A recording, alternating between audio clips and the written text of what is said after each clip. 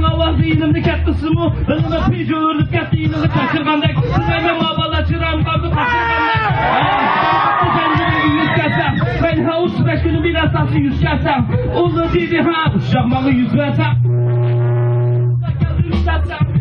Avazım çıkmışsın sizlerge yanı tevrime Açta oynayma şunda bu sahada keleyimlerimi küleyimlerime Şunda ben sağman yada Ölmeyme tikisi anlaştıra hemen ben bağımı bir Şayan çekime Doğra bir günde bir kap Bozukun ha Hamdi sen uzanlı tap Hafrizcan maksat emmez dinlirtiki kime Ben de sorumu bu ey uygur hip-hop neyme Şüşenmeyde kalda denizde bu börekte tenu Dedi ula üzgürkette karı akla kenu Şaşırdı yerimde ab mikrofonu verime Ula dedi toktattı ecüküm sana kerime Allah ya valla. Sen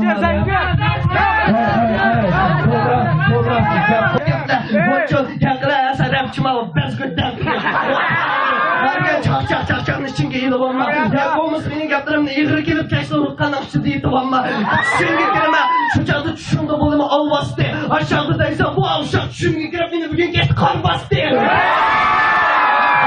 Ben kıyma desem ne Ukrayna birinci demem ama ben ona hoş olup geldim. Boçul rast yapsam kargıyı hoş olup geldim. Rast yapsam için çaykılar. Tek güzemde yok kılar. Eyvallah toptan kaldım işte deli vereyim ha. Buralar yalapı deli vereyim ha.